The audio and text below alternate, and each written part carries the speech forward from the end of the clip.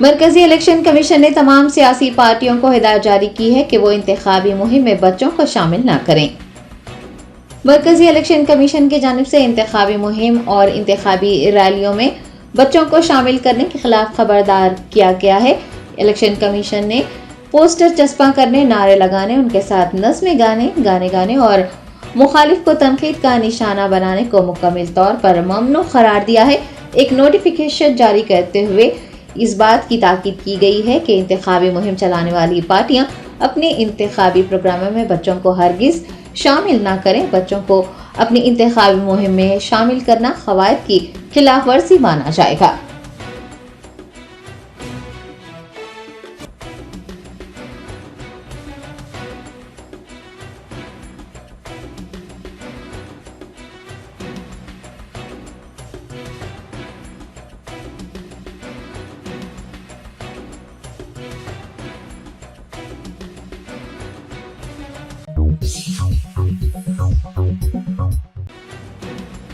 Enforcement directorate ने BRS-MLC की कविता की जानिब से दहली शराब पॉलिसी मामले में समन कबूल न करने और पूछताछ के लिए हाजिर न होने पर सुप्रीम कोर्ट से रुजू किया है।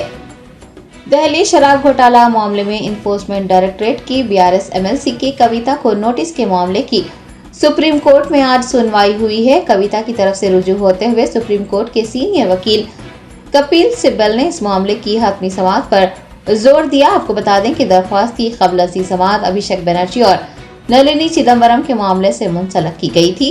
ईडी के वकील ने बेंच से कहा है कि MLC कविता समन कबूल नहीं कर रही हैं और पूछगछ के लिए हाजिर नहीं हो रही हैं। इस मौके पर कपिल सिब्बल ने बताया कि पिछली समाअत में कहा गया था कि समन जारी नहीं किया जाएगा। उन्होंने कहा कि ईडी के नोटिस गैर कानूनी है। दोनों फरीकैन की समाअत करते हुए बेंच ने कहा है कि 16 तारीख को होने वाली सुनवाई में तमाम मामलात का एक साथ जायजा लिया जाएगा।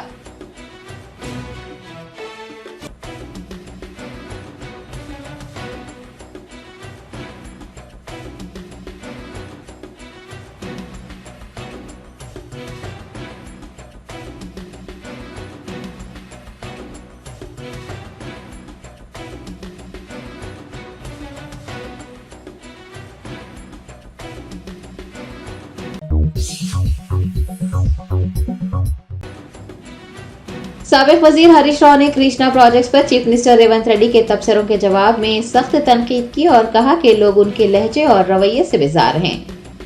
BRS MLA हरीश राव ने तेलंगाना भवन में एक प्रेस कॉन्फ्रेंस को मुखातिब करते हुए चीफ मिनिस्टर रेवंत रेड्डी की प्रेस कॉन्फ्रेंस को प्रोपेगेंडा करार दिया और कहा कि उन्होंने बगैर तैयारी किए मीडिया कॉन्फ्रेंस की और अपनी कॉन्फ्रेंस के दौरान KCR की तौहीन की। हरीश राव ने कहा कि झूठ की बुनियाद पर हुकूमतें चलाना गलत है। उन्होंने याद दिलाया कि KCR के 10 साल दौर हुकूमत में प्रोजेक्ट्स के RMB के हवाले नहीं किए गए थे, लेकिन रेवंत रेड्डी हुकूमत ने इख्तिदार में आने के 2 महीनों के अंदर ही प्रोजेक्ट्स सौंप दिए।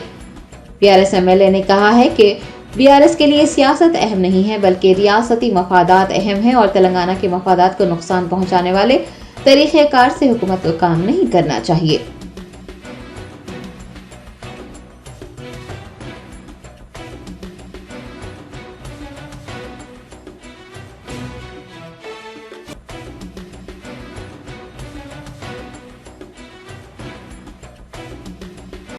ఇంకా మంచిగా వీడియోలోనే వినండి, వాళ్ళ మాటలుగా నేను చెప్పింది కాదు. You can listen their words.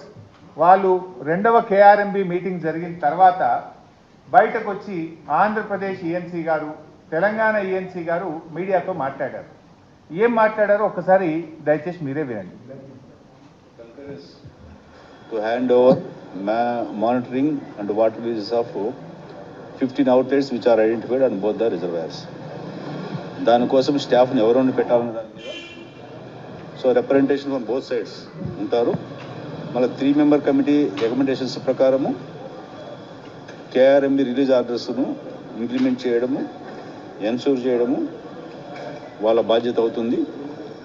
ఏదైనా సడన్గా ఇఫ్ దేర్ ఆర్ చేంజెస్ అంటే రిలీజ్ ఆర్డర్ ఇచ్చిన తర్వాత ఆ వాటర్ అవసరం లేకుండా పోయితే ఏదైనా స్టేట్కి, ఎందుకంటే సడన్గా వర్షాలు రావచ్చు, అప్పుడు నీళ్ళను సేవ్ చేయడానికి ఏదైనా ఇష్యూస్ ఉంటే కూడా ఇమీడియట్గా 3 మెంబర్ కమిటీలో ఉన్న any member from any state represent చేస్తే accordingly modifications will also be taken up. ఈ సీజనల్ ఇప్పుడైతే 3-man కమిటీ ప్రకారమే ప్రాజెక్ట్ ఆపరేట్ అవుతుంది. బట్ ఆపరేటింగ్ పార్ట్ మొత్తం కేఆర్ఎంబికి తీసుకునేటట్టు ఈరోజు నిర్ణయం జరిగింది. కేఆర్ఎంబికి కావాల్సిన స్టాఫ్ కానీ both states Telangana and AP వాళ్ళు మేము మా స్టాఫ్ వాళ్ళకి ఇస్తాం ఆపరేషన్కు. Water releasing quantum, water releasing schedule as per 3-man committee decision జరుగుతుంది. విన్నారు కదా బయట రెండు రాష్ట్రాల ఈఎన్సీలు మీటింగ్ జరిగిన తర్వాత బయటకు వచ్చి వీడియో కూడా మీకు పంపిస్తాను. ఆంధ్రప్రదేశ్ ఈఎన్సీ గారు స్పష్టంగా కాంకరెన్స్ అనే పదం వాడింది. అంటే ఇద్దరు ఈఎన్సీలు కూడా బయటకు వచ్చిన తర్వాత కేఆర్ఎంబికి ప్రాజెక్టులు అప్పచెప్తాం, ఉద్యోగులను అప్పచెప్తాం, నిర్వహణ అంతా కూడా కేఆర్ఎంబి చూసుకుంటుందని అంత స్పష్టంగా చెప్పినారు.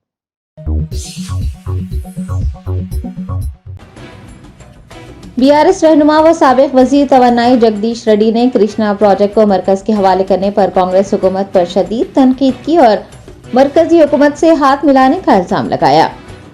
जगदीश रेड्डी ने चीफ मिनिस्टर रेवंत रेड्डी के साबिका हुकूमत पर किए गए तबसरों पर अपने रद्दमल का इजहार करते हुए कहा है कि अपनी नाकामियों पर पर्दा डालने के लिए चीफ मिनिस्टर रेवंत रेड्डी केसीआर पर हमला कर रहे हैं। उन्होंने मरकजी हुकूमत से हाथ मिलाकर प्रोजेक्ट्स को उनके हवाले करते हुए रियासत के साथ नाइंसाफी की है। जगदीश रेड्डी ने कहा कि कांग्रेस तेलंगाना की हकीकी गद्दार है। भारत राष्ट्रीय समिति असेंबली में कृष्णा पानी के फैसले पर कांग्रेस हुकूमत को रोकेगी और अवाम भी कृष्णा प्रोजेक्ट को मरकज के हवाले करने पर नाइंसाफी किए जाने पर हुकूमत को सबक सिखाएगी।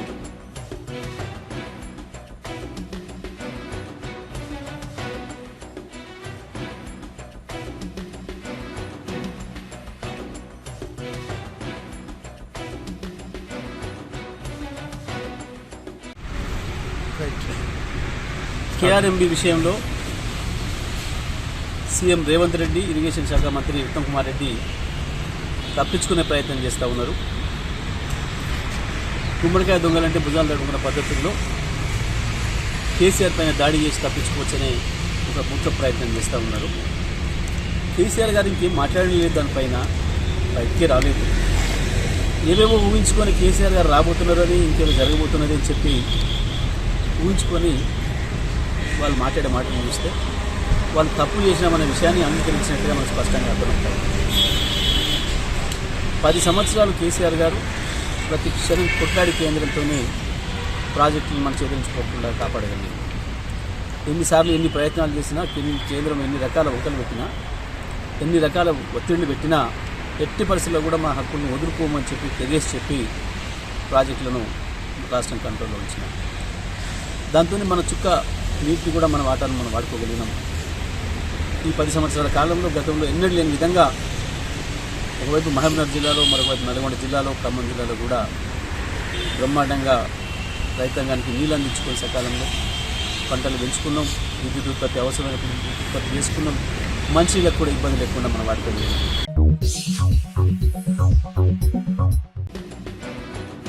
रियासत मध्य प्रदेश के दमवा में इमाम मस्जिद पर हिंदू नौजवानों के हमले पर एक नौजवान के एतराज करने के बाद मुस्लिम तबके के 40 अफराद के खिलाफ संगीन दफात के तहत FIR दर्ज की गई है। तफसीलात के मुताबिक दमवा में मस्जिद के इमाम पर 4 हिंदू शरपसंद नौजवानों लल्लू शर्मा, विक्की शर्मा, राजू ठाकुर व दीगर ने हमला किया था। नौजवानों के खिलाफ कार्रवाई का मुतालबा करते हुए पुलिस स्टेशन पर भीड़ जमा हुई। बताया गया है कि उनकी गिरफ्तारी पर भीड़ में मौजूद एक नौजवान ने काबिल एतराज तबसरा किया था। पुलिस और वहां मौजूद लोगों ने नौजवान को डांट कर वहां से रवाना कर दिया था। ताहम जब इसका वीडियो सामने आया तो हुकूमत ने सख्त कार्रवाई का हुक्म दिया। बताया गया है कि 40 से ज्यादा लोगों के खिलाफ संगीन दफात के तहत FIR दर्ज की जा चुकी है और उनके खिलाफ बुलडोजर कार्रवाई किए जाने का भी पता चला है।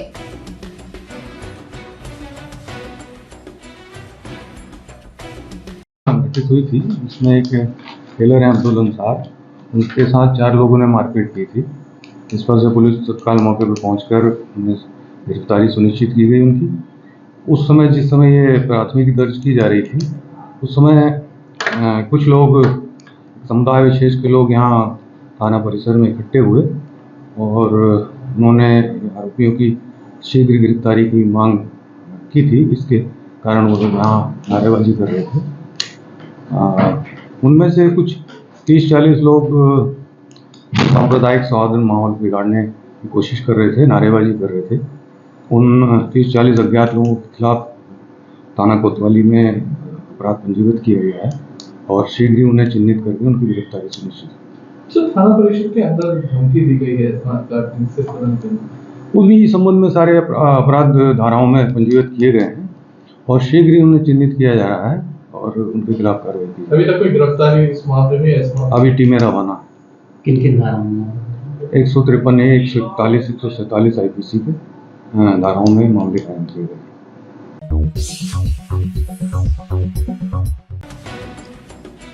कौमी दारुल हुकूमत दिल्ली के महरौली में हाई कोर्ट के अहकामात की खिलाफ वर्जी करते हुए DDA की जानिब से 700 साला कदीम मस्जिद को मुनहदम करने का इंकशाफ हुआ है। मस्जिद अखौंजी के इंतजामिया मस्जिद कमेटी के वकील शाम ख्वाजा ने बताया कि महरौली में मस्जिद को मसमार करने से पहले इंतजामिया मस्जिद कमेटी ने एक दरख्वास्त दायर करते हुए हाई कोर्ट की जानिब से हदबंदी करवाने के हुक्म की याद दहानी करवाई थी, ताकि DDA की जानिब से हदबंदी करवाने के बाद इंतजामिया मस्जिद कमेटी फेंसिंग कर सके। उन्होंने बताया कि बजाय हदबंदी करवाने के DDA ने हाई कोर्ट के अहकामात की खिलाफ वर्जी की और रात में चोरों की तरह मस्जिद को मुनहदम कर दिया।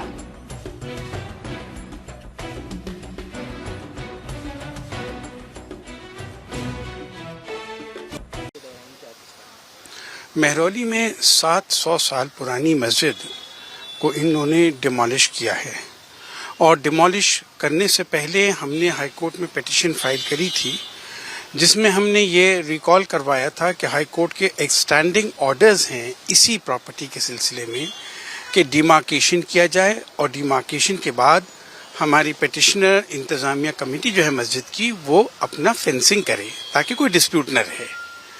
बजाय डिमार्केशन करने के, जिसको डिमार्केशन करना DDA ने और गवर्नमेंट ने एक्सेप्ट किया था, बजाय ये करने के ऑल ऑफ अ सडन इन लोगों ने मस्जिद को जाके रात में चोरी की तरह से स्टेल्थ मैनर में इसे डिमोलिश किया है।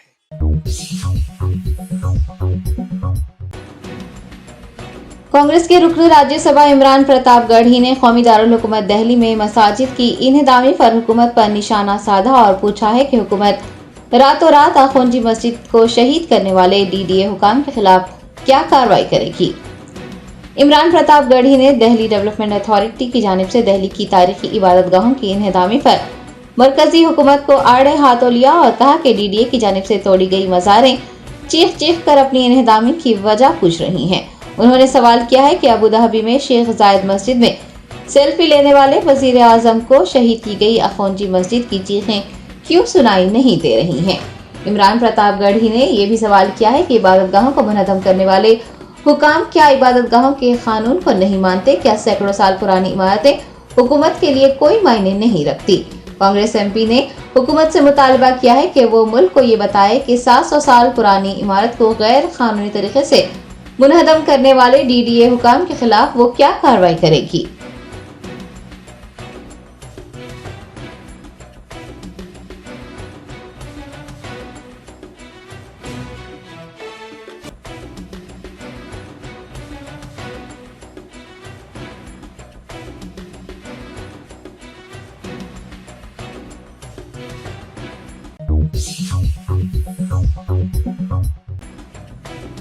कुलहीन मजलिस इत्तेहादुल मुस्लिमीन के याकुतपुरा रुकन असम्बली जाफर हुसैन मिराज के हाथों शादी मुबारक स्कीम के चेक्स की तकसीम अमल में आई है।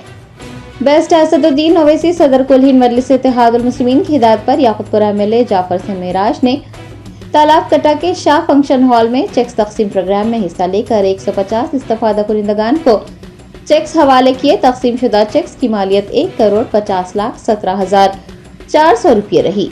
इस प्रोग्राम में हल्का असम्बली याकुतपुरा के तमाम डिवीजन के कॉरपोरेटर्स, डिप्टी तहसीलदार, RI के अलावा चार मीनार मंडल के दीगर अफसरान भी मौजूद थे।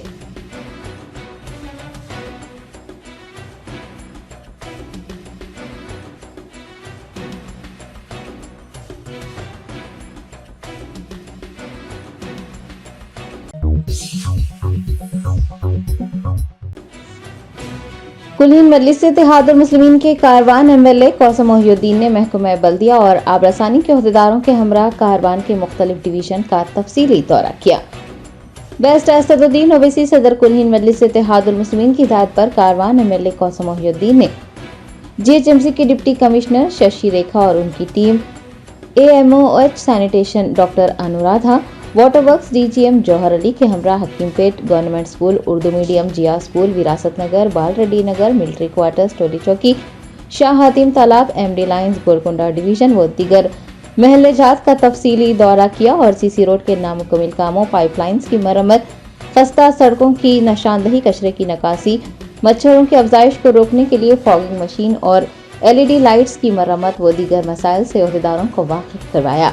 हुकाम ने तमाम मसाइल को जल्द अज जल्द हल करने का तयक़ुन दिया है। तफसीली दौरे के मौके पर पार्टी के कॉरपोरेटर्स मोहम्मद नसीरुद्दीन, हारून फरहान, अमीरुद्दीन के अलावा पार्टी के इब्तदाई सदूर, मोतमदीन, सरगर्म कारकुनान भी मौजूद थे।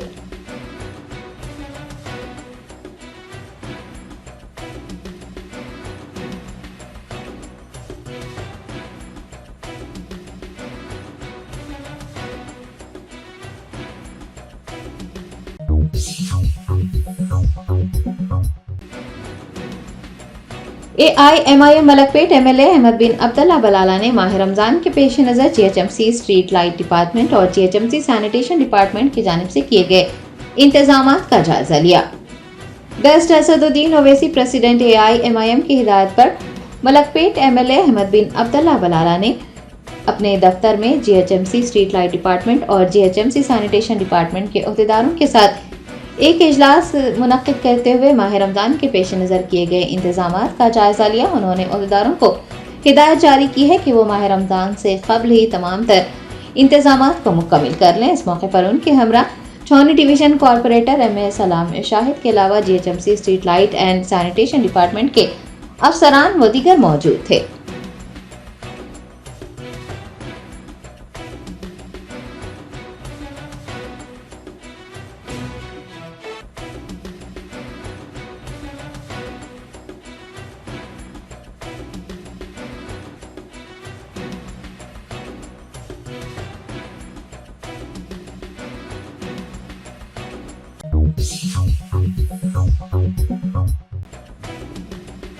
कुलीन मजलिस इत्तेहादुल मुस्लिमीन के बहादुरपुरा एमएलए मोहम्मद मुबीन ने जनरल सेक्रेटरी अहमद पाशा खादरी के हमरा जीएचएमसी कमिश्नर रोनाल्ड रॉस से मुलाकात की। बेस्ट असदुद्दीन ओवैसी प्रेसिडेंट कुलीन मजलिस इत्तेहादुल मुस्लिमीन की हिदायत पर बहादुरपुरा एमएलए मोहम्मद मुबीन और जनरल सेक्रेटरी सैयद अहमद पाशा खादरी ने जीएचएमसी कमिश्नर रोनाल्ड रॉस से मुलाकात की। इस मुलाकात के दौरान बहादुरपुरा एमएलए ने जीएचएमसी कमिश्नर को बताया कि इंतखाबात के वक्त कुछ तरक्याती काम उनके हल्के में रोक दिए गए थे। इंतखाबात खत्म होने के बावजूद भी उन ज़ेर इल्तिवा कामों का भी आगाज नहीं हुआ है और कुछ तरक्याती काम मंजूर किए गए थे, वो भी अभी तक शुरू नहीं हो पाए हैं।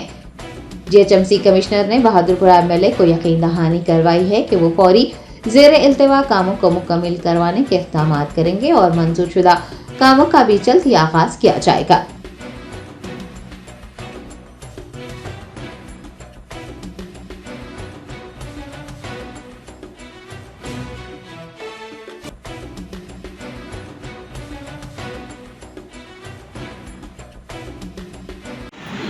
आज सदर मोहतरम नसीब मिल्लत आलिजाना बरहाज बैरिस्टर रसूलुद्दीन साहब पर अपार्टमेंट की हिदायत के पर मैं और हमारे अहमद पाशा खादरी साहब मोहतमद इत्तेहादुल मुस्लिमीन ने कमिश्नर बल्दिया से मुलाकात की है, जिसमें असम्बली बहादुरपुरे के कामों के ताल्लुक से मुसलसल बातचीत की गई और उन्होंने ये वादा किया है कि इमीडिएट उन कामों को मंजूर किया जाएगा। और मैं इस मौके के ऊपर यही कहूँगा कि जो हमारे काम पेंडिंग थे उन कामों को जल्द से जल्द करवाने के लिए जोर दिया गया और जो काम सैंक्शन है उन कामों को स्पीड करवाने के लिए कहा गया है। और उन्होंने कमिश्नर साहब ने कहा है कि सी साहब को भी मैं बुलाकर बातचीत करके स्टार्ट आउट करता हूँ और जो काम पेंडिंग है उन कामों को जल्द से जल्द तकमील किया जाएगा और जो नए कामों के लिए भी मंजूरी सी साहब से बातचीत करने के बाद उन कामों को मंजूरी दी जाएगी। शुक्रिया।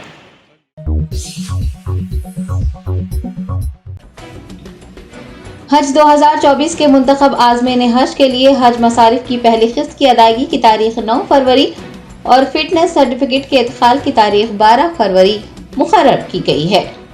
तेलंगाना स्टेट हज कमेटी के एग्जीक्यूटिव ऑफिसर शेख लियाकत हुसैन ने हज हाउस में हुजाज की सहूलत के लिए कायम किए गए सेंटर का मुआयना किया और इंतजाम का जायजा लिया।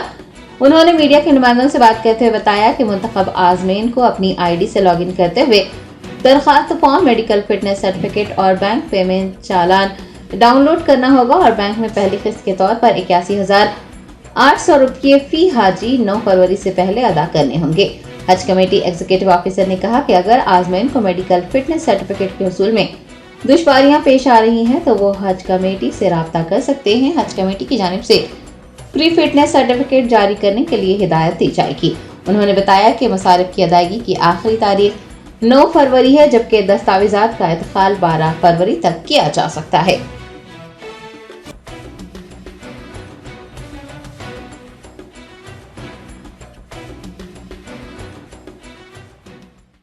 रहमतुल्लाहि व बरकातुहू। मैं Sheikh Liyaqat Hussain, executive officer Telangana state Haj committee. आज मैं जो ग्राउंड फ्लोर पे हाजियों के लिए जो फैसिलिटेशन सेंटर कायम किया गया उसका दौरा किया हुआ हूँ। यहाँ पे जो सेंट्रल हज कमेटी के खुर्रा के मुताबिक जुमला तेलंगाना स्टेट से 7,811, जिसमें 2 किस्म के रिजर्व कैटेगरीज भी मिला के 7,811 हाजियों का खुरंदाजी में सिलेक्शन हुआ है। ये लोग जो डिस्ट्रिक्टों में है वो लोग अपने अपने डिस्ट्रिक्ट्स के हज सोसाइटीज को, वहाँ जो भी NGO ऑर्गेनाइजेशंस है उनके तहत अपना जो formality next step of work जो करने का है हाजी को, हर हाजी के अपने फोन पे अवेलेबल है, उनका लॉगिन ID और पासवर्ड अवेलेबल है। उसके तहत वो लोग ऑनलाइन एंटर होके अपना हज एप्लीकेशन फॉर्म डाउनलोड करना है, जिसमें एक ब्लैंक मेडिकल फिटनेस सर्टिफिकेट है उसको भी डाउनलोड करना है, बैंक पेमेंट का चालान भी है। ये तीनों चीजें हाजी डाउनलोड कर लेना। कर लेके 9 फरवरी से पहले 81,800 पर हाजी ये बैंक के जरिए से ये पेमेंट करना। ये पेमेंट का रिसीट डॉक्टर का, government doctor, allopathy doctor certified, अगर ऐसा कहीं भी कोई भी हॉस्पिटल में अगर कोई डॉक्टर इतराज कर रहे हैं या पैसे डिमांड कर रहे हैं, ये हमारे नोटिस को लाइए। हम DM एंड HO के जरिए से, ऊपर हायर अप के जरिए से वो लोगों को इंस्ट्रक्शन देंगे कि free of cost medical fitness certificate जारी करना है। Original medical fitness certificate, Haj application form printed और बैंक का जो पेमेंट करे हुए हैं चालान, ये तीनों कागजात और अपना original passport, 2 passport size photos लेके यहाँ पे हज कमेटी में आके वो लोग सबमिट करना है, जिसकी डेट 9 फरवरी है। ये पेमेंट के वास्ते खास करके 9 फरवरी है। डॉक्यूमेंटेशन जो है 12 फरवरी तक डॉक्यूमेंटेशन सबमिट कर सकते, मगर ऑनलाइन पेमेंट जो है 9 फरवरी से पहले हो जाना है।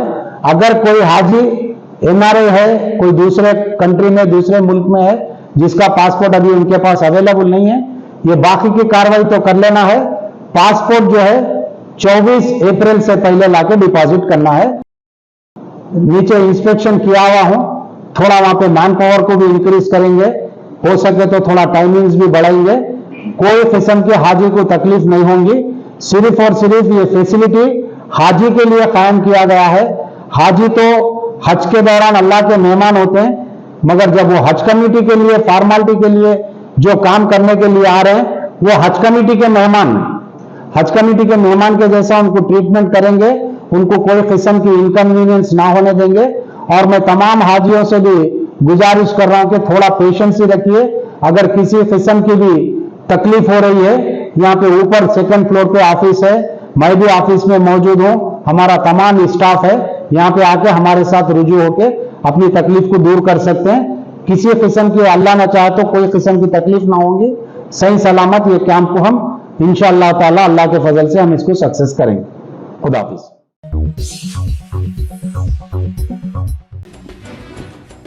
तेलंगाना हिंदी प्रचार सभा के सदर जी गांधी ने हुकूमत से गैर तस्लीम शुदा मरकजी हिंदी प्रचार सभा के खिलाफ कार्रवाई की दरखास्त की है, जो रियासत तेलंगाना की हिंदी प्रचार सभा की जायदादों को लूटने की साजिश कर रही है।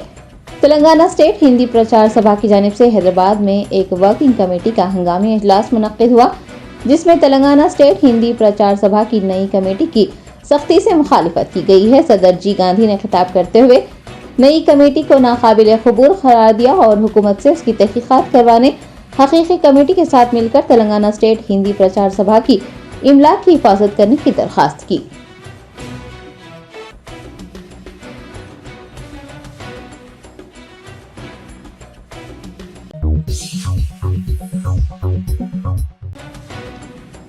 Telangana Urdu working journalist federation शाख जिले कोमराम भीम आसिफाबाद के ज़ेर एहतमाम सालाना इजलास बउनवान उर्दू सहाफ़त और हमारी जिम्मेदारी का इनेकाद अमल में लाया गया।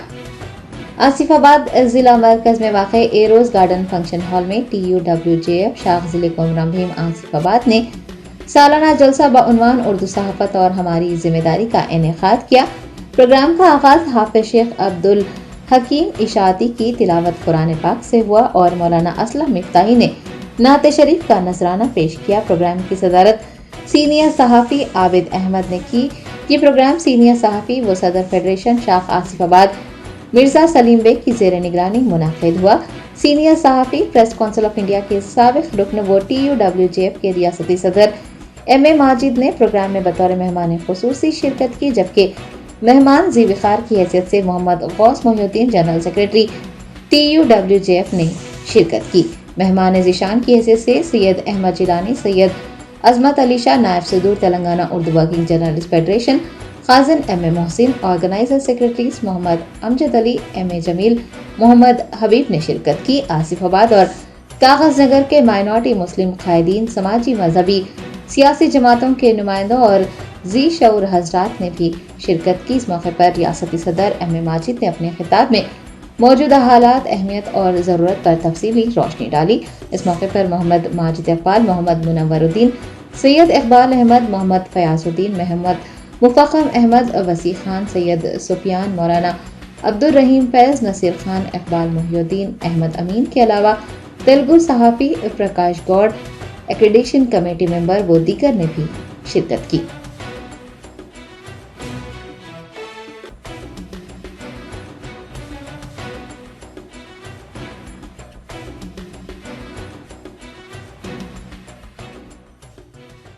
बताना मकसद है कि जबान कम्युनिकेशन का जरिया है, यानी इतना बेहतर आप अंदाज से करते हैं। उर्दू कैसे पैदा हुई? जब देखिए हिंदुस्तान में मुख्तलिफ किस्म के लोग थे, मुख्तलिफ किस्म की बोलियाँ थी, उनको जोड़ने के लिए एक ज़बान पैदा हुई, उसका नाम उर्दू था। लेकिन मुल्क की तकसीम के बाद हालात जिस तरीके से हुए, उर्दू को सज़ा मिल रही है, अभी भी मिल रही है। और आज मुल्क के हालात, मैं शुक्र अदा करता हूँ आप लोग सब साउथ इंडिया में वो गर्मी नहीं आ रही है, जो शुमार में जो गर्मी देखी जा रही है।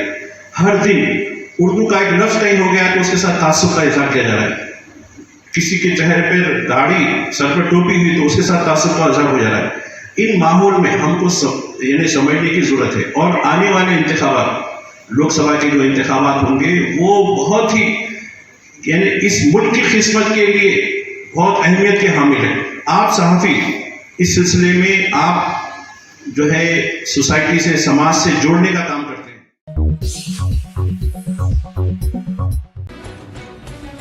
जिले भद्रादरी कोत्तागुड़म के एलांडो में CPI और BRS पार्टी से ताल्लुक रखने वाले 2 काउंसलरों को अगवा करने के बाद कशीदगी फैल गई।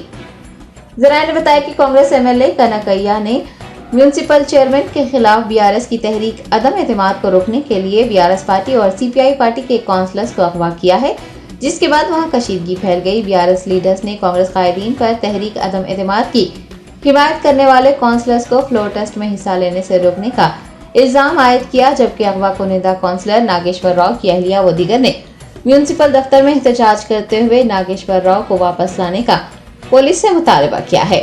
आपको बता दें कि एतमाद का वोट हासिल करने के लिए म्यूनिसिपल चेयरमैन को 17 काउंसलर्स की हिमायत दरकार है।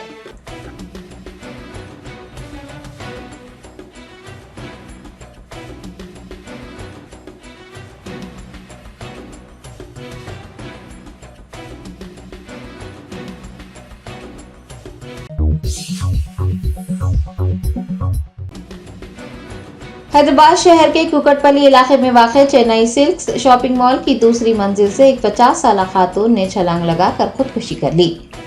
तफसीलात के मुताबिक 50 साला रामानम्मा गुज़िश्ता 4 सालों से चेन्नई शॉपिंग मॉल के हाउस कीपिंग डिपार्टमेंट में खिदमत अंजाम दे रही थी। पीर को उसने शॉपिंग मॉल की दूसरी मंजिल से छलांग लगाकर खुदकुशी कर ली। रामानम्मा की बेटी ने इल्जाम लगाया है कि साथी मुलाजमीन उसकी मां को हरासा कर रहे थे। इस वाक़े की इत्तला मिलने पर पहुंची कुकटपल्ली पुलिस ने तमाम तर तफसीलात इकट्ठा करने के बाद नाश को पोस्टमार्टम के लिए अस्पताल मुंतकिल किया है और एक मुकदमा दर्ज कर तहकीकात का आगाज किया है।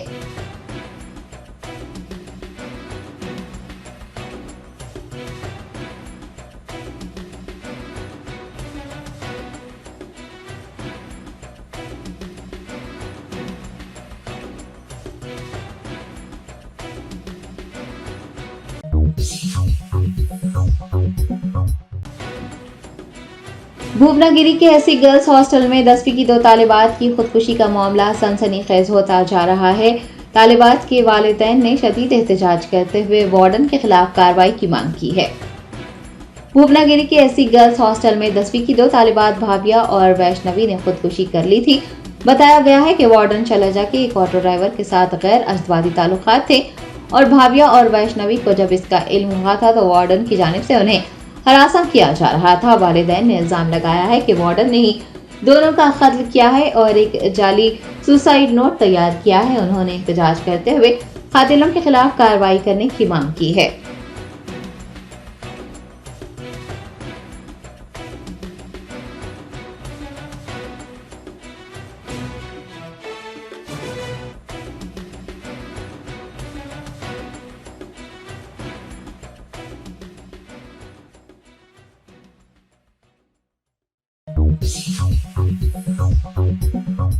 Germanten super speciality hospital, doctor Mir Jawad Zar Khan, senior experienced orthopaedic surgeon, bone fracture, joint replacement, hip replacement और स्पाइन सर्जरी कामयाबी से अंजाम दे रहे हैं। इसके अलावा neuro surgery, cardiology, gynaecology, dental, general medicine, dialysis और फिजियोथेरेपी जैसे शोबाजात में इंतहाई कामयाबी के साथ वाजबी फीस में इलाज किया जा रहा है। शेयरिंग और प्राइवेट रूम्स, अस्पताल में 24 घंटे MRI, CT scan, 2D digital x-ray, ultrasound, operation theatre, ICU और लैब की सहूलत दस्तयाब है। आपकी उम्मीदों के ऐन मुताबिक Germanten super speciality hospital, pillar number 150, Attapur, Hyderabad.